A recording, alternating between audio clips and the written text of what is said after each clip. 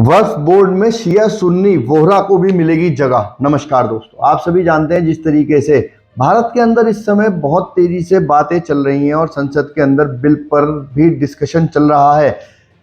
वक्फ board के bill को लेकर इस समय संसद के अंदर डिस्कशन चल रहा है और उसके अंदर हम आपको बता दें कि क्या क्या बातें सरकार लाना चाहती है, किन किन बातों का बदलाव सरकार करके इसमें अंतिम पायदान पर खड़े मुसलमान को भी वो सब सुविधाएं देना चाहती है जो उसे मिलनी चाहिए। हम आपको बता दें कि जिस तरीके से जो बातें सामने आ रही हैं, अभी तक की जो बातें सामने आई हैं उसमें हम आपको बता दें कि वक्फ बोर्ड के दावे पर कोई भी सवाल नहीं कर सकता था, अब उस पर सवाल हो सकेगा। महिलाओं को अभी तक जगह नहीं दी जा रही थी इस वक्फ बोर्ड के पूरी संरचना में, लेकिन अब महिलाओं को जगह मिलेगी।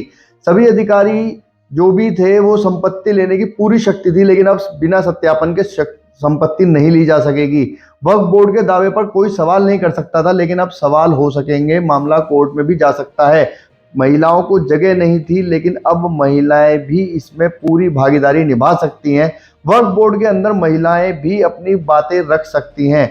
वहीं हम आपको बता दें कि जिस तरीके से पहले जो भी बातें चल रही थी वक्फ बोर्ड के बारे में, उनको आज किरण रिजिजू ने संसद के अंदर बताया, जिन्हें हक नहीं मिला उन्हें हक दिलाने का बिल है। जिनको अभी तक भी इस वक्फ बोर्ड के बिल में जगह नहीं मिल पा रही थी, उनको भी अब हक मिलेगा और उन्हें जो भी वक्फ बोर्ड की संपत्ति का लाभ मिल सकता है वो उन्हें दिया जाएगा।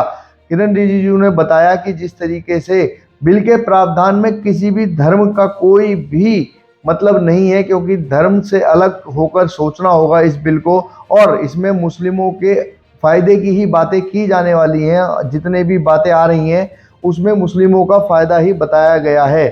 हम किरण रिजिजू ने यह भी बताया कि यह बिल किसी के भी अधिकारों को कोई भी चोट नहीं देने वाला है। सबके अधिकार पहले के जैसे ही हैं, बल्कि इसके अंदर जितने भी अधिकार हैं उनमें और बढ़ोतरी ही होगी। जैसे कि अगर हम कहें कि शिया और सुन्नी, इन सब को भी इसके अंदर आने वाले समय में जगह मिलती हुई नजर आ रही है। वक्फ बोर्ड के अंदर अभी तक इनमें किसी को भी जगह नहीं दी जाती थी। शिया सुन्नी वोहरा को कोई भी जगह नहीं दी जाती थी, स्पष्ट रूप से अलग अलग प्रतिनिधित्व अनिवार्य नहीं था। लेकिन अब वक्फ बोर्ड के अंदर भी शिया सुन्नी वोहरा सभी का प्रतिनिधित्व अनिवार्य कर दिया गया है, और जब ये प्रतिनिधित्व होगा तो निश्चित ही आने वाले समय में मुस्लिमों के जितने भी अधिकार हैं वो अंतिम पायदान तक पहुंचेंगे। जिस तरीके की बातें सामने आ रही हैं उसमें साफ नजर आ रहा है, किरण रिजिजू ने कहा कि किसी भी धर्म में कोई दखल नहीं है, किसी भी संविधान का कोई उल्लंघन नहीं किया जा रहा। हक दिलाने वाला ये बिल होगा, अधिकारों पर चोट नहीं करता। वक्फ बोर्ड पर कुछ और जो कब्जा है, कुछ का कब्जा है, जिन्होंने कब्जा कर रखा है, वो कब्जे को रोकने के लिए ये बिल होगा।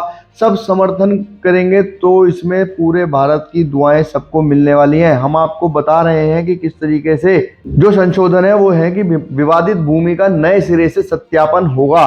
विवादों को सुलझाने के लिए वक्फ बोर्ड द्वारा दावा की गई संपत्तियों को नए सिरे से सत्यापन किया जाएगा। जिला मजिस्ट्रेट की भागीदारी दुरुपयोग को रोकने के लिए की जाएगी। जिला मजिस्ट्रेटों को वक्फ संपत्तियों की निगरानी के लिए शामिल किया जा सकता है। संशोधन की जरूरत क्यों पड़ी? हम आपको बता दें कि इस तरीके के कानून की जरूरत इसलिए पड़ी क्योंकि मुस्लिम बुद्धिजीवियों, महिलाओं और शिया और वोहरा जैसे विभिन्न संप्रदायों से कई प्रतिनिधित्व मिले थे जो मौजूदा कानून में बदलाव की मांग कर रहे थे। सूत्रों के अनुसार संशोधन लाने की तैयारी 2024 के लोकसभा चुनावों से बहुत पहले शुरू हो गई थी। ओमान, सऊदी अरब और अन्य जैसे इस्लामी देशों के कानून के प्रारंभिक अवलोकन से पता चलता है कि इनमें भी किसी भी देश ने किसी एक इकाई को इतनी व्यापक शक्तियां नहीं दे रखी हैं। चैनल को सब्सक्राइब और वीडियो को शेयर जरूर करें।